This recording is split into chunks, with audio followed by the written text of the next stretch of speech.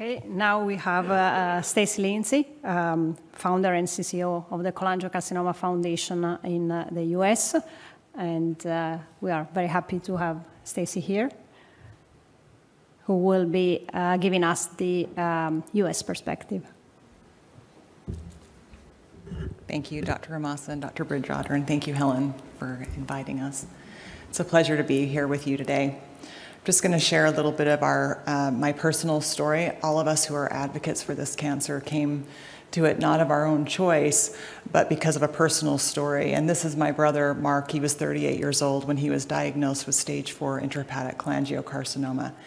He was a lawyer and an entrepreneur. He had just run 2 weeks before, had completed a marathon, and went in. He had some stomach problems, went in, and he was diagnosed.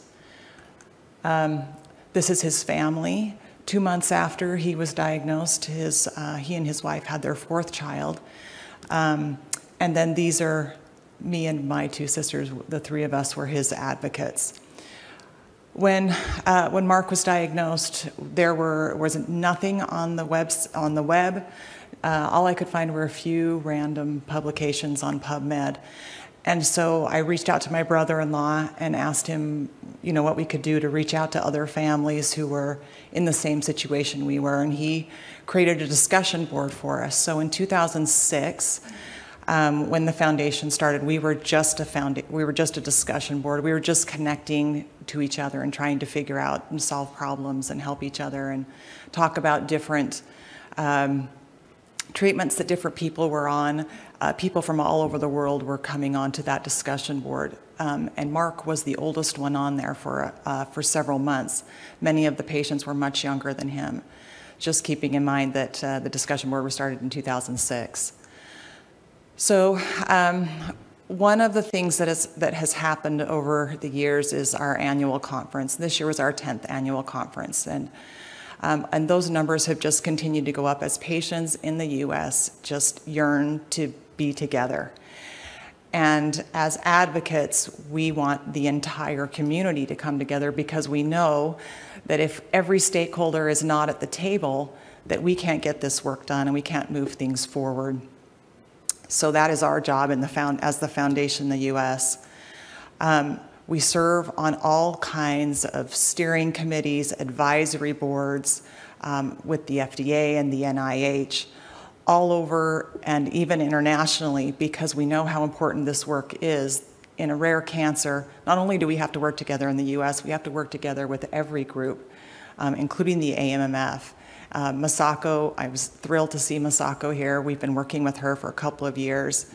And Paolo and all of the organizations that are coming forward. We have to do advocacy across the globe. We are similar to Helen. We are the only group in the U.S. that focuses singularly on cholangiocarcinoma. We are also working with liver cancer groups and PSC partners, but we're thrilled to see so many groups up and coming. And the things that Paolo and Masako talked about are exactly how we started. Started very small. We're having conversations. We're trying to gather specialists who are interested and create something meaningful to help patients. So just a little bit about the ways that we're advocating in the US. In 2021, we could see that there was a need for the patients to be able to follow a pathway. The website was just too much for them to consume, and when they were desperate and fearful. So we created a newly diagnosed portal.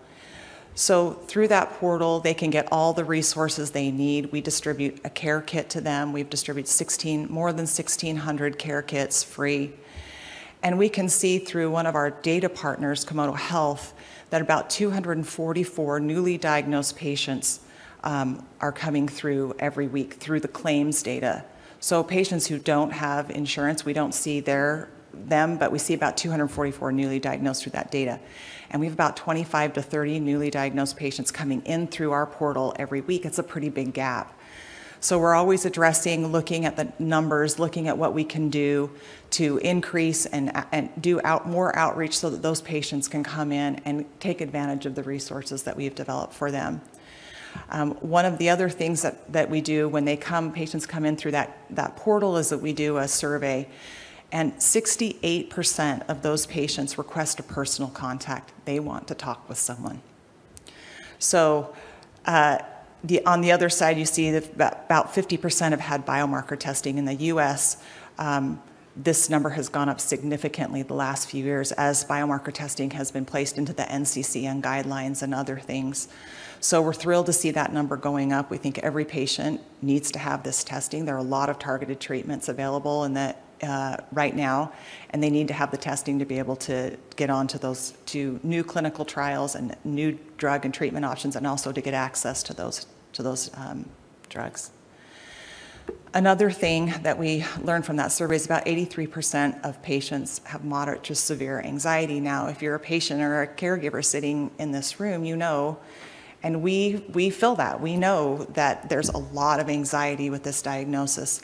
And these are just 4 of the ways that we are helping patients to deal with that. One is through our Cholangio Connect program. This began in 2017 with a young patient, a young father who had a 1-year-old son whose wife passed away. And he could not find anyone through other organizations who connect patients and caregivers or connect them with mentors, could not find someone like him. And so he came to us with this idea, and then it has just kind of exploded. It began in July of 2017, and we've matched almost 1,000 patients now because this date is a couple months old. Just this month, we had 16 requests. In May, it's May 10th, May 11th today. We've had 16 requests for mentors. We cannot keep up with the need. These patients want help. They need help, and they want to talk to other patients. So really important that we work with our Scientific and Medical Advisory Board, our research network members. They know who the long-term patients are, and so we work together to try and help them come to connect these newly diagnosed patients with mentors. The other thing that we do are virtual support groups. We have 5. We have a patient support group, we have a caregiver support group, we have a bereaved caregiver support group, we have a Spanish support group, and we have a veterans support group. We average about 25 live attendees in those groups, but multiple times I've been on, especially in the bereaved support group, where there have been 50 or more caregivers on there. So really important. The other thing that we started during COVID were twice a month webinars for the patients. So we've had 53 so far, and we average about 350 views. These are nurses, they are providers, they are all kinds. They're scientists who have new clinical trials. Companies come on and share the information about new clinical trials. We want to educate the patients and make sure that they know all of the information that's available to them so that they can make choices. And then just on the end is that the patient navigators, we have 4 full-time patient navigators, and they are each taking about 30 calls per week and about 225 emails per month. So there's a lot of need out there, and we're trying to address that as best we can. We have a nutrition and cholangiocarcinoma book. It's in partnership with the Oncology Dietitian Practice Group. This was just completed in July of 2022, and we've given out about a little over 1,000 free copies of this book. It was done specifically for cholangiocarcinoma patients, so there's a lot of good information there. In addition, we have a 100 questions and answers book. This is also free to patients. And we've done a little over 7,000 copies of that book have gone out to patients and caregivers. We do a lot of educational videos, and several of them are in multiple languages. These have been watched thousands and thousands of times. We have many of these are sponsored, some of them, but we do have non-sponsored versions that can be used within your institutions. If that is a problem in the US, the institutions will not show videos, even patient videos, if they're sponsored by pharmaceutical companies. So we have unsponsored versions so that they can get that information to the patients. This year we have 2 new educational videos coming out, one on immunotherapy for cancer. We've had one approval through the FDA this year, and we have one coming. So we're excited about that. We have a lot of companies moving into this space, and the patients ask us all the time, how to understand immunotherapy, the testing, all those kinds of things. So this is a video that helps them. The other video is understanding your biomarker testing results. This is a big problem for patients. Every testing company uses a different terminology, and this video addresses all of that terminology and really tries to break it down very simply so that the patients can help themselves to understand the results of that, and then we can help them look at clinical trials and different options. The other thing that we do for patients is we work with industry. And the very first company that we worked with was Agios. This is Susan Pandia here in the picture. Her aunt passed away from cholangiocarcinoma, so it was personal for her. And she came to us, they were developing something, they came to us with a protocol.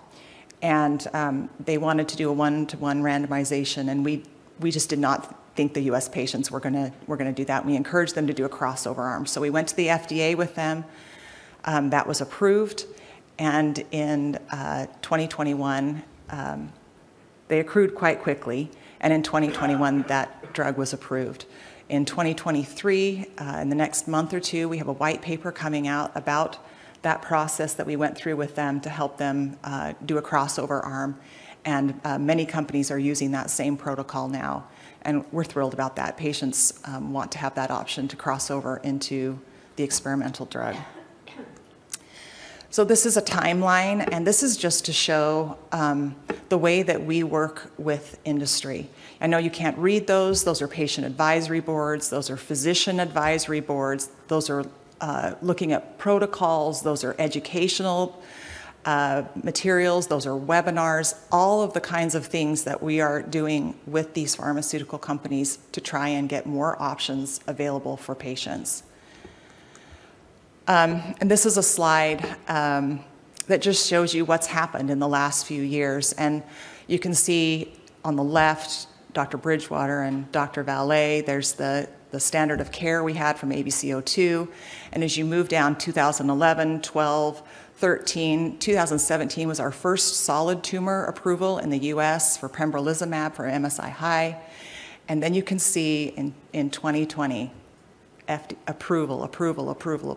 You can just see all of those happening. Something's happening and something exciting for these patients.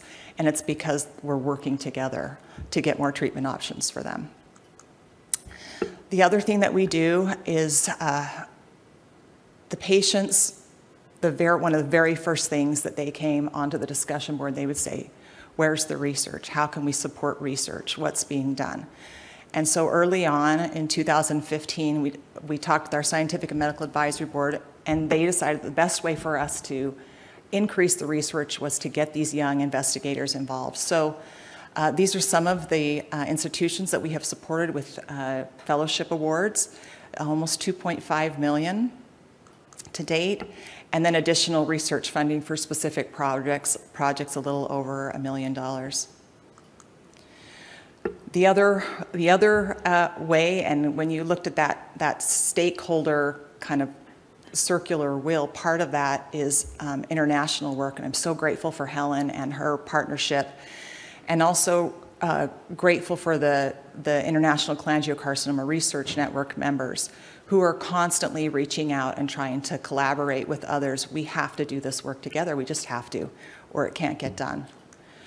And we have a great partnership with ICRN and between ICRN and ENSCA. We do a mentorship program together. We do a Meet the Experts and the Rising Stars. We do a translational webinar series, and these are highly viewed. Grateful for that partnership and for the great work that's being done together. Another thing we did this last year was a Cure Cholangiocarcinoma think tank. We had a donor come to us who wanted to do something different. They wanted a meeting without pharma, just putting the scientists in the room together, and not just scientists from the cholangiocarcinoma space, but specialists, global specialists from different specialties who had specialty in early diagnosis.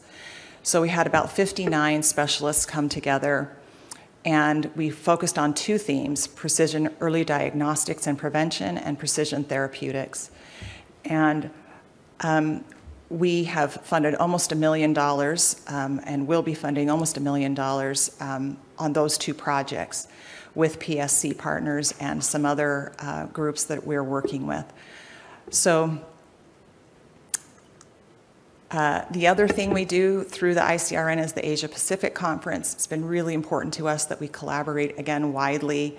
The first 2 meetings were, one was in Konkan and one was in Bangkok. The third was in Taipei, Taiwan. 4th and the 5th were virtual in Japan, and then the 6th of November is in Mumbai, India.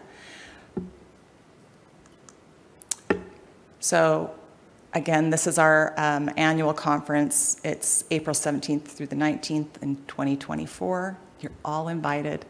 I love to come to AMMF's conference and meet the European investigators and the patients, and I hope that you'll think about coming and visiting us in the US. We'd love to have you there as well. Thank you.